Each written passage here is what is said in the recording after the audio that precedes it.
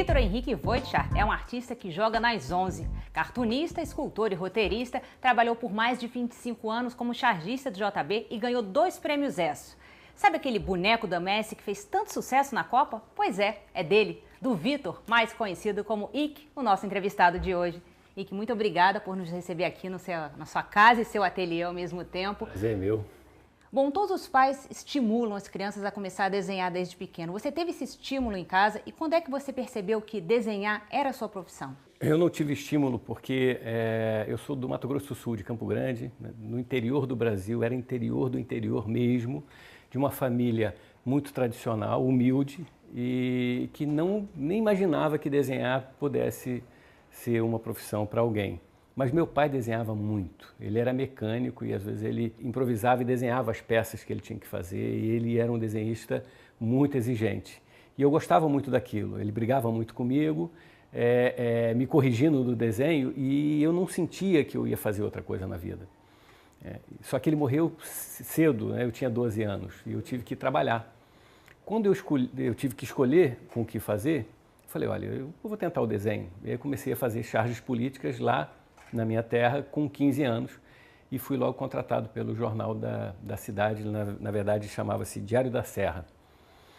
E de lá para cá eu não fiz outra coisa na minha vida, graças a Deus. É verdade que você veio de Campo Grande só para ser chargista do Jornal do Brasil? Isso, era um sonho de criança, porque o Jornal do Brasil tinha os melhores chargistas, o Jornal do Brasil era a melhor escola e todo mundo falava do Jornal do Brasil com aquela vontade, né, de trabalhar dentro daquele espaço, né, no jornal que eu trabalhava lá.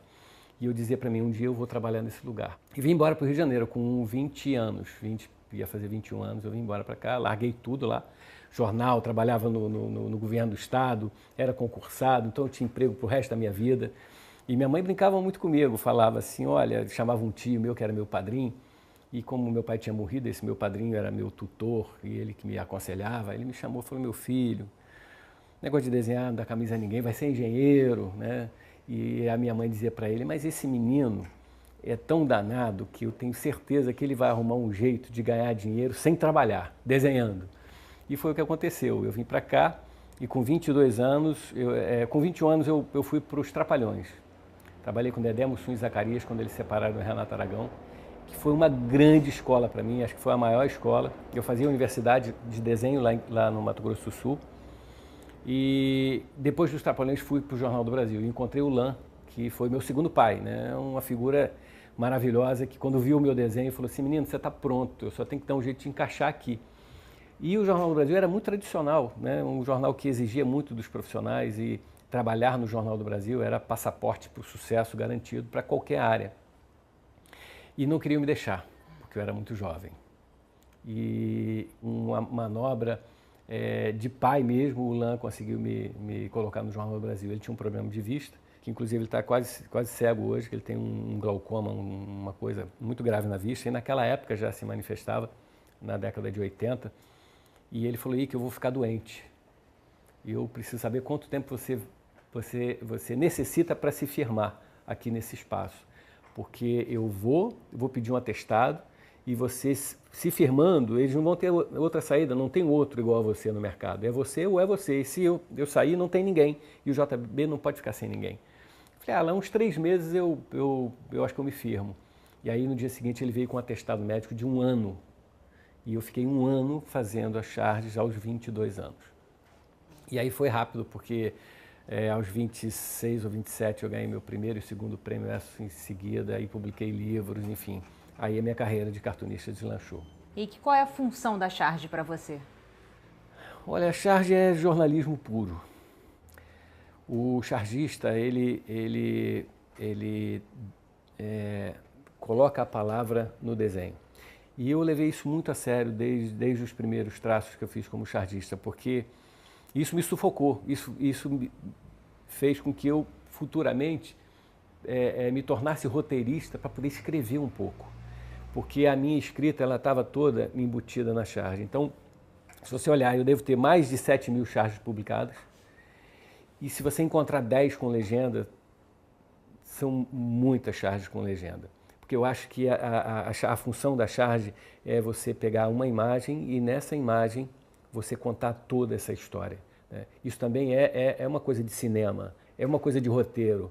Nos cursos de roteiro você ouve dizer, se você pegar uma cena e ela não te contar a história, e ela não servir para ajudar a contar a história, você joga ela fora porque ela não está boa.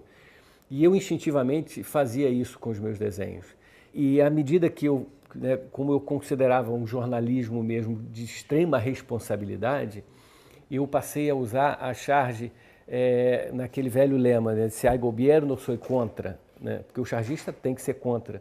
Não porque ele é político, porque simplesmente a função do jornalista é defender o outro lado da moeda, que é o povo, que é a sociedade. A gente está ali para ser esse instrumento. Como é que foi essa transição da charge para a escultura? Foi um desejo de eternizar as suas obras? Não pensei nisso não, foi uma ordem natural das coisas mesmo, porque lá na década de 80, quando eu comecei a fazer charge, eu já fazia as minhas esculturas para que eu tivesse uma maneira de desenhar melhor os meus personagens. Então eu fazia escultura, colocava na minha frente e descobria a posição melhor para desenhar nas minhas esculturas. E aquilo era um exercício que fazia com que eu melhorasse o meu desenho, a profundidade, o volume, aí eu colocava a luz para poder ter cor, para poder ter sombra. Então era um exercício, sempre foi um exercício. E depois, com o passar do tempo, aí eu comecei a fazer as esculturas em terracota para decorar a minha casa, para dar de presente para os amigos, como pura diversão. Só que o tempo foi passando e um dia o Boechat, o Ricardo Boechat, que era meu amigo, falou assim, eu gostando das suas esculturas, você vai profissionalmente fazer uma para mim. E me convidou para fazer uma escultura de um amigo deles, que estava doente, que tinha sido diagnosticado com uma doença complicada e que eles estavam com medo da pessoa morrer e não ser homenageada. E eu fiz a escultura, né, e está lá na Bolsa de Arte do Rio de Janeiro, foi a primeira escultura oficial em bronze que eu fiz. E essa pessoa não morreu até hoje, então a minha escultura deu sorte. E eu gostei da brincadeira de trabalhar com bronze. E logo em seguida o César Maia me convidou para fazer a escultura do corneteiro lá em Ipanema, que era uma charge, ele queria uma charge em terceira dimensão, ele queria uma charge em bronze. E aí eu fiz o corneteiro. Ao fazer o corneteiro, eu me apaixonei definitivamente pela escultura. Aí fui fazer a escultura, então eu tenho acho que 8 ou 9 peças no Rio de Janeiro, né, no estado do Rio de Janeiro. E com a escultura eu comecei a olhar para elas e fui fazer televisão. Aí eu fiz a abertura do Zorra Total, as 2 últimas aberturas dos 2 últimos especiais do Chico Anísio, e fui fazer cenários virtuais, então eu fui mexer com televisão, com o movimento. Eu comecei a olhar para as minhas esculturas e ver se precisa andar. E aí eu comecei a pesquisar e a estudar, que eu gosto muito de estudar, de buscar novas alternativas, novas maneiras de aplicar o meu desenho. Eu fui estudar para fazer os meus animatronics, para aí sim colocar a minha escultura, meu desenho, a minha pintura, tudo junto, num boneco que ande, que esteja a serviço do audiovisual. Você acha que o animatronic ele resume toda a sua obra? E como é que está o mercado hoje no Brasil para isso, mesmo depois do sucesso do Messi na Copa?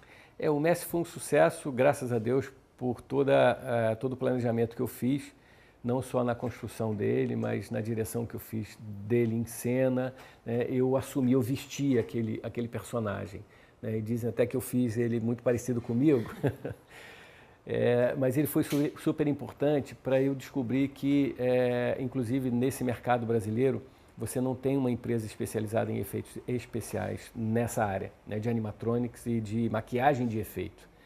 E eu fui aprender isso, fui estudar, fui aprender, fui desenvolver e hoje eu transformei a minha empresa, né, também é uma empresa de criação, não é mais só uma agência, é uma empresa de criação, né, de criação ilimitada. E eu transformei ela numa produtora de efeitos especiais para que eu possa fornecer ao mercado brasileiro, ao cinema brasileiro, ao audiovisual brasileiro, à televisão brasileira, a possibilidade de se fazer animatronics em qual escala for necessária, né? Se é um animal, se é um personagem de história em quadrinhos, se é uma personalidade como o Messi. Então a minha empresa está preparada para atender esse mercado. Isso para mim é renascer. O meu trabalho é renascendo, porque, como você falou, o Messi reúne, instintivamente eu fui buscar isso, e ele reúne todo o conjunto do meu trabalho. O Messi, né, é um bom exemplo. Então ele começa com o desenho dele, depois com uma escultura miniatura, que é a apresentação do projeto dele, a escultura grande. Escrever o projeto, eu escrevi o projeto, eu escrevia os textos que o Messi ia falar, porque eu aprendi isso, eu fui ser roteirista. A montagem da equipe, a direção dessa equipe, a montagem de como esse Messi iria se movimentar, enfim, o projeto todo, ele foi elaborado e desenvolvido por mim e levado até o final, porque na hora que você veste a cabeça dele com uma pele, essa pele tem que ser pintada. Aí entra novamente o meu desenho, entra novamente a minha pintura e a minha escultura, que já fez essa peça. E depois, né, além disso, eu descobri uma outra coisa.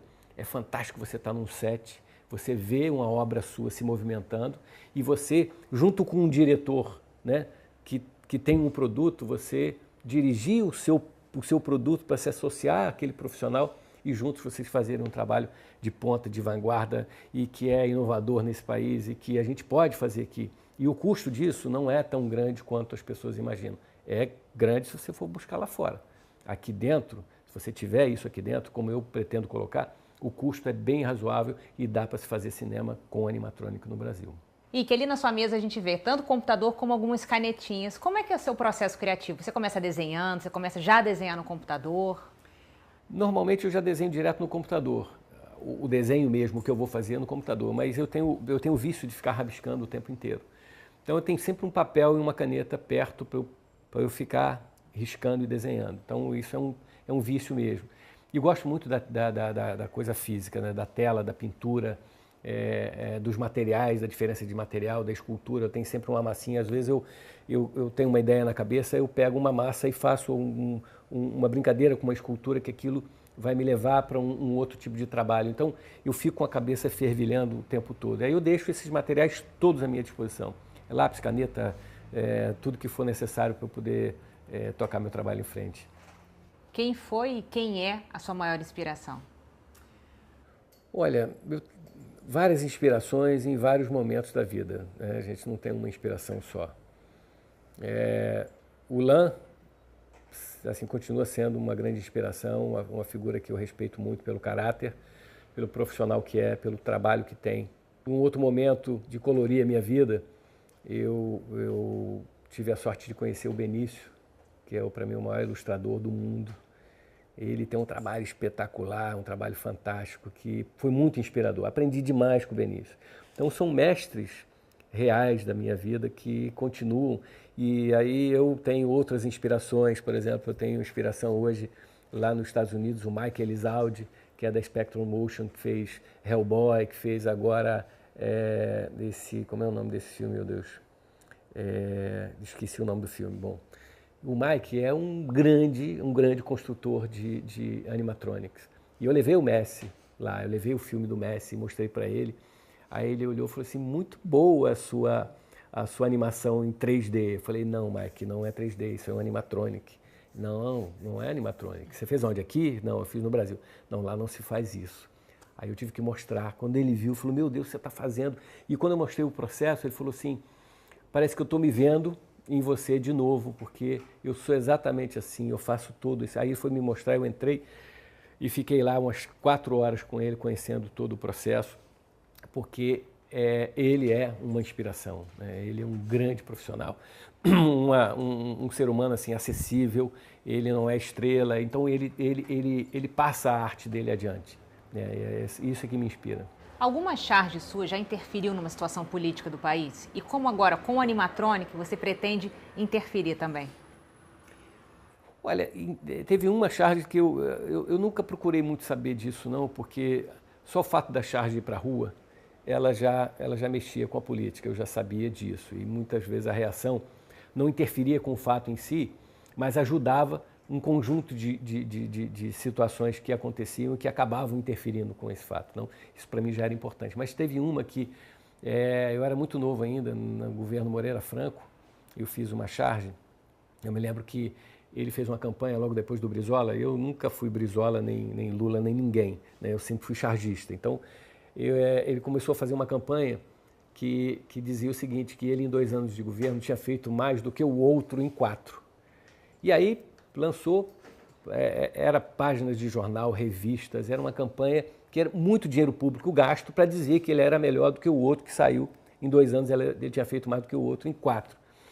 E eu achava aquilo uma covardia. Falei, meu Deus, o que eu posso fazer para mudar isso? Aí um belo dia saiu uma notícia no jornal de que naquele ano a Baixada Fluminense tinha matado mais, né, do que... Aí deu uma estatística gigante lá que tinha matado mais do que o ano passado, o outro. Então a Baixada Fluminense naquele ano tinha sido mais violenta. Aí eu fiz uma charge que era e tinha uma foto de uma desova lá, eu fiz o morto no chão e escrito na parede, pintado com o sangue, mais em 2 do que o outro em 4. A campanha toda caiu, foi tudo fora do ar, foi uma confusão. Eu passei alguns meses de extrema pressão, mas eu sei que esse trabalho influenciou diretamente nessa mudança da conduta política do governo naquele momento. E que o Animatronics é uma passagem definitiva do jornalismo para a ficção? Talvez seja, né? O jornalismo para a ficção, uma boa pergunta. Nunca tinha pensado sobre esse ponto de vista, mas é interessante. Mas essa ficção, ela vai esbarrar no jornalismo também, porque essa minha ficção, eu posso até fazer alguma coisa para algum programa de televisão, mas o meu grande sonho, na verdade, é fazer um programa de televisão com bonecos animatrônicos, todos com personalidade. Na verdade, um programa que seja um programa de crítica de costumes, de crítica política, seja um programa de atualidade. Então, seria um programa de humor em que eu vou inserir a política, né, dentro desse programa, dessa realidade que, na verdade, né, como é uma brincadeira, é uma ficção, né, que vai ser esse meu programa de bonecos. Eu não sei ainda quando eu vou conseguir isso, mas eu acho que agora as portas estão abertas para que eu desenvolva esse projeto, e eu quero colocar pelo menos 30, 40 bonecos no ar, contracenando como se fosse uma grande novela, contando a história do nosso país, do nosso futebol, da nossa vida do dia a dia, né, da nossa relação com a política externa, fazer um programa de humor político com a nossa realidade. E é bom que se um deles for processado, é só assumir, né? Exatamente. Bom, Ike, muito obrigada pela sua entrevista, foi um prazer. Prazer foi meu, obrigado.